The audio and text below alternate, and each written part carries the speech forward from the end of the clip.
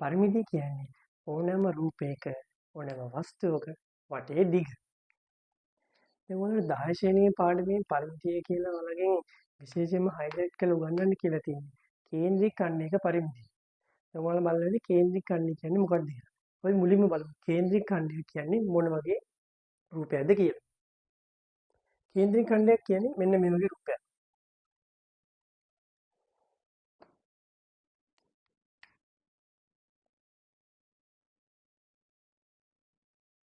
කේන්ද්‍රික ඛණ්ඩයක් කියන්නේ මෙන්න මේ වගේ එකක්.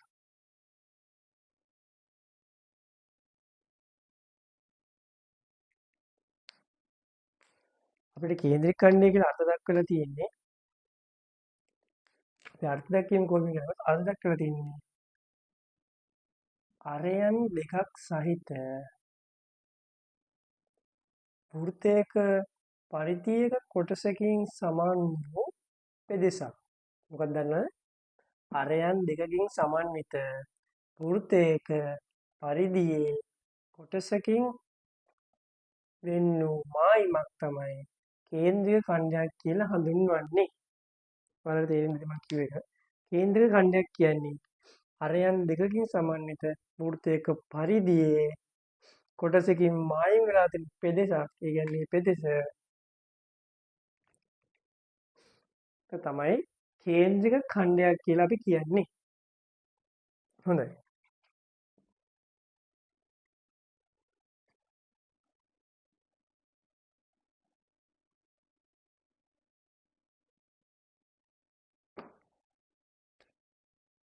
අපිට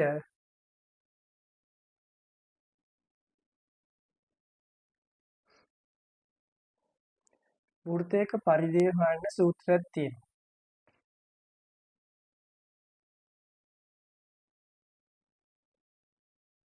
වෘත්තයේ ආරය අපි R කියලා ගන්නවා. හරිද? වෘත්තයක ආරය අපි R කියලා ගන්නවා. අපි වෘත්තයක වටේ දිග කියන්නේ අපි පරිධියනේ පරිමිතිය. අපි පරිමිතිය තමයි පාඩම. අපි වෘත්තයක පරිමිතියට අපි කියනවා වෙනස් වලම පරිධිය කියලා. වෘත්තයක පරිධිය හොයන්න සූත්‍රයක් තියෙනවා. ඒක හැමෝටම පොදු සූත්‍රයක්. සූත්‍රේ නම තමයි 2πr.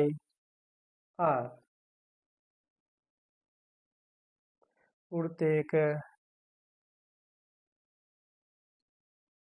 පරිධියේ සූත්‍රය තමයි 2πr. ඔයාලා පාඩමට මුලින්ම සම්බන්ධ වෙනවා නම් පොතක් අරගෙන මේ දෙන සූත්‍ර ටික පිළිවෙලට ලියන්න. මොකද අන්තිමට ගණන් හදද්දී මේ සූත්‍ර ටික ඕන වෙනවා. අපිට එතකොට වෘත්තයක පරිධිය ගන්න පුළුවන් 2πr කියලා. දැන් අපි මේ අරන් තියෙන්නේ සම්පූර්ණ වෘත්තයක පරිධිය හොයන්න. සම්පූර්ණ වෘත්තයක පරිධිය හොයන්න තමයි අපි 2πr. අපි කලින් බැලුවා සම්පූර්ණ වෘත්තයක් ආවොත් ඒ වෘත්තයේ පරිධිය හොයන්නේ කොහොමද කියලා. අපි දැන් බලමු කේන්ද්‍රික ඛණ්ඩයක් දිහා තිබ්බොත් ඒ කේන්ද්‍රික ඛණ්ඩයේ පරිධිය හොයන්නේ කොහොමද කියලා. අර සූත්‍රෙම තමයි. හැබැයි චූටි වෙනසක් එනවා ඒකට. අපි බලමු කේන්ද්‍රික ඛණ්ඩයක් දිහා තිබ්බොත් ඒකේ පරිධිය හොයන්නේ කොහොමද කියලා. අපිට කේන්ද්‍රික ඛණ්ඩයක් දිහා තිබ්බොත් ඒකේ පරිධිය අපි හොයන්නේ 360න් අපිට දීලා තියෙන කෝණය 2πr කියලා. අපිට කලින් දුන්න සූත්‍ර කැලේ මෙතන එහෙම්ම තියෙනවා. මේ තියෙන සම්පූර්ණ වෘත්තක අපි හොයද්දී දාන සූත්‍රය. අපි වෘත්ත ඛණ්ඩයක හොයද්දී එතන කෝණයක් අදාළ වෙන හින්දා අපි ඒ කෝණය ගන්න ඕනේ 360න් θ කියලා. එතකොට අපි කේන්ද්‍රීය ඛණ්ඩයක පරිධිය හොයද්දී ගන්න ඕනේ 360න් θ 2πr කියලා. මේකත් ඔයාලා පොතේ නෝට් කරගන්න. මොකද පස්සට ගණන් හදද්දී මේක උමනා වෙනවා. අපි දැන් බලමු මේ කෝණ වලට අගයන් ආදේශ කරලා එන ඡාපදීක වල සූත්‍රය කොහොමද කියලා. අපි මේ කෝණයට 180 දාලා ආදේශ කරොත් එක බලමු අපි ඡාපදීක කොහොමද එන්නේ කියලා. ඡාපදීක සමානයි 360න් θ වැඩි කිරීම 2πr. දැන් මේකට අනුව θ කියන්නේ 180 බෙදීම 360 වැඩි කිරීම 2πr. මේ බිඳුවට මේ බිඳුව යනවා. 18 18 ඒවා 2යි 36ට. මේ දෙකට මේ දෙක යනවා. එතකොට අපිට අවසාන වෙන උත්තරය 5R කියලා. අපිට අංශක 180 කෝණයක් දීලා කේන්ද්‍රික ඛණ්ඩීය චාප දිග හොයන්න කියලා දීපොත් 5R සූත්‍රය දාලා අපිට හදන්න පුළුවන්. අපි ඊළඟට බලමු. දෙවෙනි වෘත්තයේ චාප දිග හොයන්නේ කොහොමද කියලා. දෙවෙනි වෘත්තයේ චාප දිග හොයද්දී අපි මේ සූත්‍රෙම තමයි ආදේශ කරන්නේ. 360න් θ වැඩි කිරීම 2πr මේ හැටි ගන්නවා. මේකේ θ මෙතන θ තියෙනවා 90යි කියලා. අපි θ ගන්න 90යි. 360 වැඩි කිරීම 2πr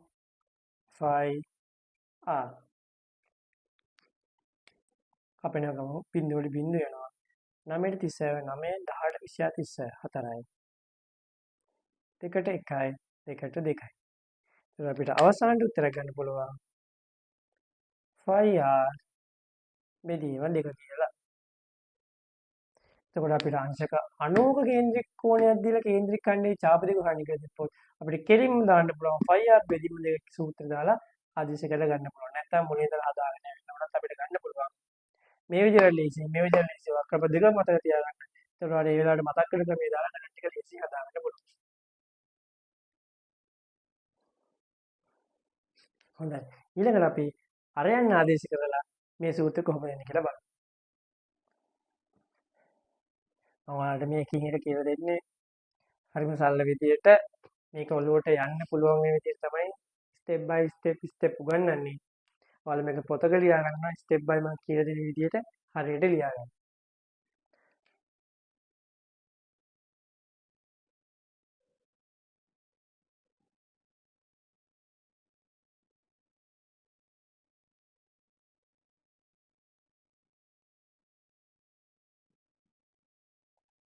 හරි. මේකේ 14 කියලා ලියා මේක 28 කියලා ලියා. මේක අරේ නෙමෙයි. අරයන් දෙකේම දිග 14 කියලා මේක දීලා තියෙනවා. මේකේ අරේ 28 කියලා දීලා තියෙනවා. අපි දැන් පළවෙනි එක ආදේශ කරමු. ඡාප දිග හොයන සූත්‍රයට. අපි පළවෙනි කොටසේ ඡාප දිග හොයමු ඉස්සල්ලා. ඡාප දිග සමානයි. දැන් ඔයාලට මතක තියෙන ඡාප දිග සූත්‍රය. 360න් θ මොකද්ද? 360න් θ වැඩි කිරීම 2πr කියලා. දැන් මෙතෙන් දන්නවා අපි θ දන්නවා 180යි කියලා. θ 180යි 360 හැම ලියනවා 2π. ඔයාලා දන්නවා 5 වලට අගයක් දීලා තියෙනවා නියත අගයක්. ඒක 10 11 වල දෙකේම උගන්වනවා. ඔයාලට සාමාන්‍ය ඊට පල්ලෙහා ශ්‍රේණියක් ඉගෙන ගන්න ඇති 5 5 සමානයි 22 බෙදීම 7. 5 කියන නියතේ කොයිලාවත් වෙනස් වෙන්නේ නැහැ. ඒක හැමතිස්සෙම 22 බෙදීම 7 කියනම තමයි එන්නේ. හරි ඒකත් හරි. මේකේ r කොහොමද?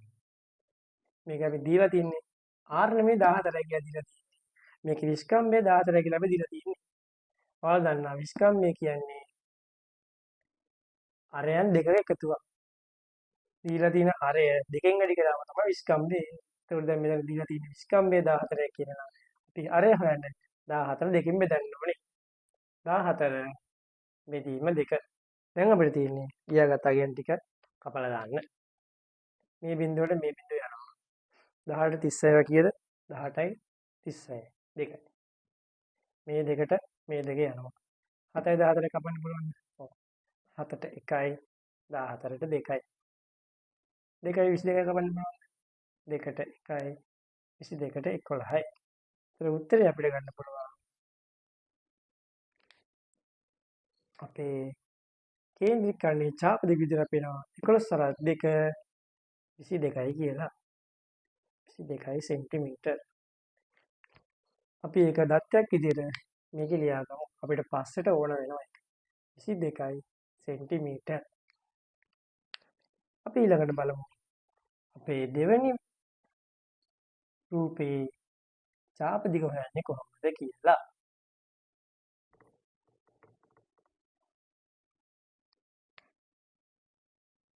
නම්බර් 2. ඒකෙත් ඒ විදිහටම හොයන්නේ. 360න් තීටා වැඩි කිරීම 2πr. ඒකේ තීටා කීයද? 90යි.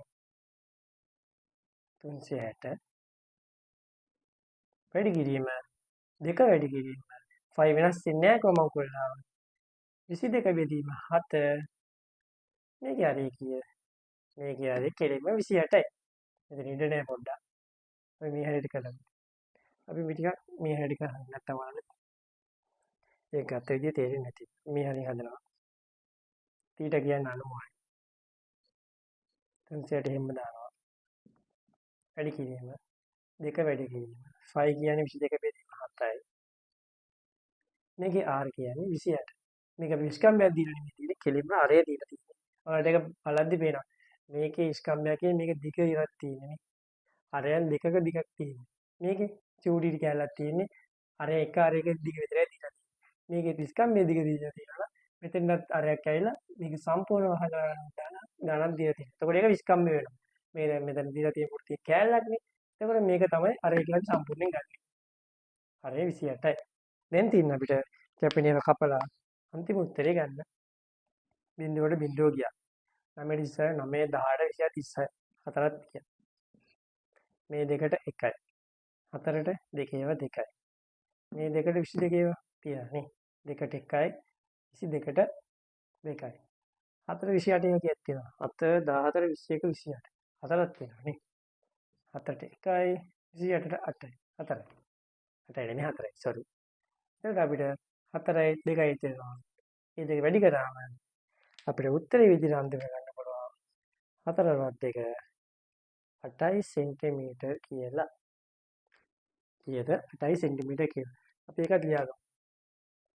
මේ වෘත්ත කාණ්ඩයේ දිග 8යි සෙන්ටිමීටර් වේ. දැන් අපේ පාඩම මොකද්ද? අපේ පාඩම තමයි පරිමිතිය. මොකද්ද? පරිමිතිය. අපි ඒ වගේම දෙවෙනි පින්තූරේ ඡාප දිග හොයලා තියෙනවා 8 සෙන්ටිමීටර් කියලා. අපි ඒ වගේම දෙවෙනි රූපේ පරිමිතිය හොයමු. දෙවෙනි රූපේ පරිමිතිය හොයද්දී අපි මුලින්ම මේ ඡාප දිග හොයාගෙන දත්තේ උඩින් ලියාගත්ත 8 සෙන්ටිමීටර් කියලා. අපි මුලින්ම ඡාප දිග ලියා ගන්නවා 8 සෙන්ටිමීටර් කියලා.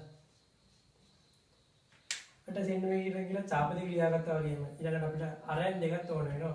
දැන් මේ කාර්යයක 28 සෙන්ටිමීටර කියලා අපිට දීලා තියෙනවා. අපි අනිත් අරය දැන් මෙහෙමයි. ආරයන් හැම වෘත්තයකටම සමානයි.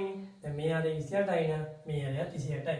මොකද මේ වෘත්ත කණ්ඩේ පරිමිතිය ගන්න අපිට ඡාප දිග විතරක් තියෙනමදි මෙන්න මේ දිග දෙකත් ඕන වෙනවා. එතකොට අපිට 28 දෙකක් ලියන්න වෙනවා. 28 සෙන්ටිමීටර 28 සෙන්ටිමීටර. එතන අපිට මෙතන 8 සෙන්ටිමීටර ගන්න පුළුවන්.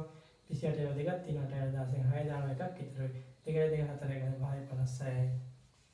අපිට 56 8 කීයද? ඒක බලන්න 56 57 58 59 60. අපි මෙන්න මේ විදියට තල රූපයකට කේන්ද්‍රික ඛණ්ඩයක් එකතු කරලා හදපු රූපයක පරිමිතිය හොයන්න කියලා ගණන් එනවා. අපි ඒ ගණන් හොයන්නේ කොහොමද කියලා මේ ගාන හදලා බලමු. දැන් මේ ගාන අපිට මෙතන පේන මේ තියෙන සමජාතරස්‍රයක් කියලා. එතකොට සමජාතරස්‍රයක පාද හතරම සමාන නිසා මෙතන 7යි නම් මේ කැලත් 7ක් වෙන්න ඕනේ.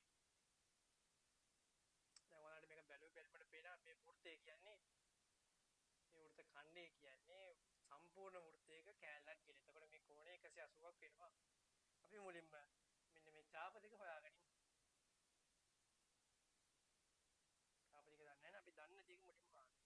අපි දන්නවා ඡාප දෙකේ සූත්‍රය මොකද්ද? ඡාප දෙක සමානයි 360 θ 2πr කියලා. මෙතන θ වෙනුවට තියෙන්නේ 180. 360 2 π කියන විචල්‍යයගේ කවදාවත් වෙනස් වෙන්නේ නැහැ. මේකේ r ගන්න. මේ තියෙන විස්කම්භය. වෙන කලින් ගානක් හැදුවා අපි. මේ තියෙන විස්කම්භය. විස්කම්භය 7යි කියලා තියෙනවා නම් මම ඔයාලට කිව්වා විස්කම්භය ඉන්නේ අරේ දෙගුණයක් වෙලා කියලා. එතකොට අපිට විස්කම්භය දීලා තියෙනවා අරේ හොයන්න නම් අපිට විස්කම්භය බෙදන්න වෙනවා දෙකකින්. දැන් මේක සුළු ගන්න තියෙනවා. 180ට 18ට 32යි. මේ දෙකට මේ දෙක ගියා. මේ හතර මේ හත ගියා. මේ දෙකට මේ දෙක ගියා. 11 සෙන්ටිමීටර් කියලා අපිට උත්තරේ කියන්නේ ඡාප දෙක තමයි අපිට මේ ඡාප දෙක තමයි 11 සෙන්ටිමීටර කියලා අපි හොයාගත්තේ. අපි දැන් හොයමු දීලා තියෙන රූපේ පරිමිතිය කීයද කියලා. දීලා තියෙන රූපේ පරිමිතිය. මොකද මේක තමයි අපේ පාඩම. පරිමිතිය කියන්නේ මේ කැලේ දිගයි, මේ කැලේ දිගයි, මේ කැලේ දිගයි. මෙන්න මේ කැලේ දිග. මොකද පරිමිතිය කියන්නේ වටේ දිග. මේක සමචතුරස්‍රයක් නිසා මේකත් 7 සෙන්ටිමීටර්, මේකත් 7 සෙන්ටිමීටර් වෙනවා. එතකොට මේ 7 1යි 1යි 3යි. මේ 7 ගන්න. මොකද මේ 7 තියෙන්නේ රූපේ ඇතුලේ. අපිට ඇතුලේව ගන්න බෑ. පරිමිතිය කියන්නේ වටේ දිග නිසා අපිට මේ 7, මේ 7, මේ 7 මෙන්න මේ වෘත්ත ඛණ්ඩයේ ඡාප දිග 11. ඒකට අපිට 7 සෙන්ටිමීටර් 7 සෙන්ටිමීටර් 7 සෙන්ටිමීටර් ඡාප දිග 11 සෙන්ටිමීටර් 7 වතර 7 14 21 සෙන්ටිමීටර් ධන 11 සෙන්ටිමීටර් 21 11 කීයද 1 1 2යි 1 1 3යි 32යි සෙන්ටිමීටර් කියලා අපිට ඡාප දිග නෙමේ මුළු රූපේ පරිමිතිය ගන්න පුළුවන්. හොඳයි. අපි තව ඊළඟට බලමු මේ දිලා තියෙන රූපේ පරිමිතියවත් වටේ දිව ගන්න කොහොමද කියලා. ඊළඟට මේක බැලුවට පෙර මේ තියෙන්නේ මෙන්න මේ කැලල සුජු කෝණයක් කියලා. මොකද මේක 35යි මේක 24යි. එහෙනම් මේක 35 වෙන්න ඕනේ. මේක 35 නම් මේක 35 වෙන්න ඕනේ. මොකද මේක සුජු කෝණේ සම්මුඛ පාද සමානයි. ඒකට මේක 24යි. මොකද මේක 24යි. මේකේ මේ වෘත්ත ඛණ්ඩයේ මේ කොටස මේකේ මේ 35 සමාන වුණේ මේ සුජු කෝණාංශයේ සම්මුඛ පාද සමාන නිසා. දැන් මේ වෘත්ත ඛණ්ඩයේ මේ කැලල කියන්නේ මේ වෘත්ත ඛණ්ඩයේ අරය.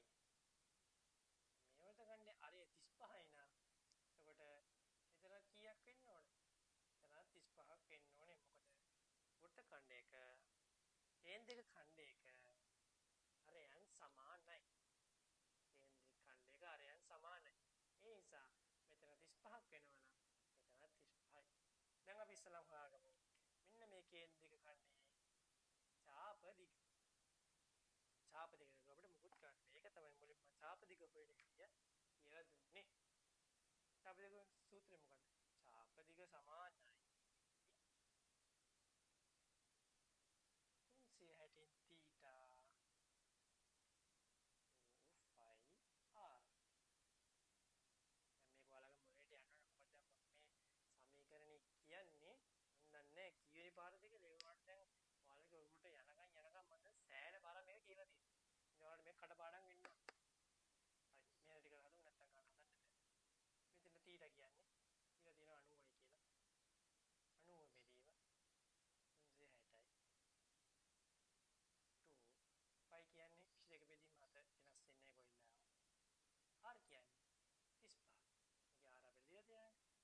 දත්තයක් විදිහට ඒ දත්තෙන් අපි මේකේ r හොයාගත්ත 35යි. දැන් තියන්නේ අපිට කැපෙන කපලා කොටලා දාලා ඡාප ටික හොයන්න. 7ට 35 වගේක් තියෙනවා 5යි. මේ බිඳුවට මේ බිඳුව ගියා. 9ට 1යි. 36ට ගියද? 9 18 20 36 4යි. මේ දෙකට 1යි. මේ දෙකට 2යි. මේ දෙක ගියා. 22ට 11යි. මේ දෙක වැඩි වෙනවා. 11 5 කීයද? 55යි සෙන්ටිමීටර්. කීයද? 55යි සෙන්ටිමීටර්. අපි දැන් මේ හොයාගත්තේ ඡාප දිග. මෙන්න මේ ඡාප දිග තමයි අපි හොයාගත්තේ.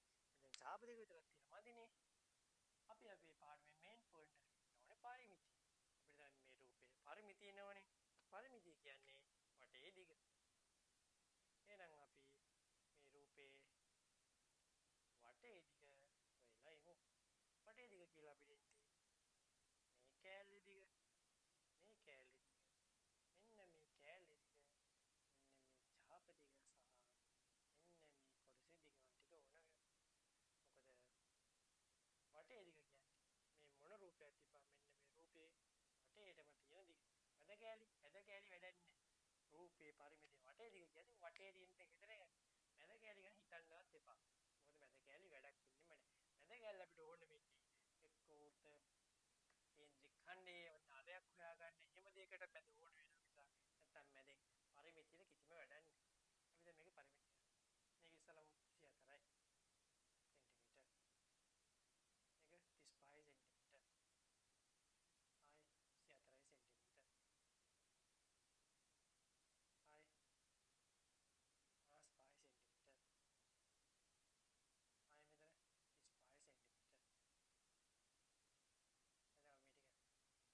ආයි 55 සෙන්ටිමීටර්. ආයි මෙතන 35 සෙන්ටිමීටර්. එතන මේ ටික 35 35 ගියද 35 35 70යි සෙන්ටිමීටර්. 24යි 24යි 48යි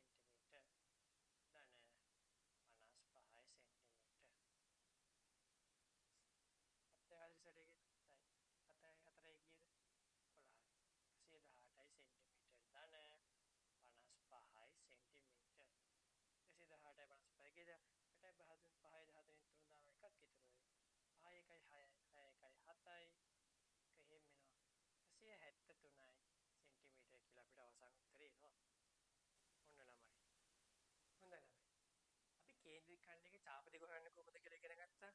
අපි ඒ කෝණ වලට ආරයන් ආදේශ කළා, කෝණ ආදේශ කළා. අපි කේන්ද්‍රික කෝණයක් කියන්නේ මොකක්ද කියලා ඉගෙන ගත්තා. අපි කේන්ද්‍රික කෝණයක් තවත් රූපයකට ආදේශ කරලා පරිමිතිය හොයන්න කොහොමද කියලා ඉගෙන ගත්තා. තව මේ වගේම ගණන් තමයි එන්නේ. කො මේ කැලලක් තව පාරක් මේ පැත්තට සම්බන්ධ කරලා, තව මේ කැලලක් මෙතන සම්බන්ධ කරලා. මේ වගේ කැලිම තමයි එන්නේ දිගින් දිගටම මේවට සම්බන්ධ වෙවි තමයි එන්නේ. පරිමාව හොයන්නේ. දැන් අපි ඔයාට කොහොමද මේක වෙන්නේ කියලා මුලින් ඉඳලා සරලව පොඩි තැන ඉඳලා ගන්නලා තියෙන්නේ. දැන් මම ඔයාලට කලිනුත් කිව්වා මම ඔයාලට මුලින් ඉඳලා උගන්වන්න ටික ඔයාලා පොතක් අරන් හිමිට තියාගත්තොත් පරිමිතිය කියන පාඩම කවදාවත් පරිදින්නෙත් නැහැ.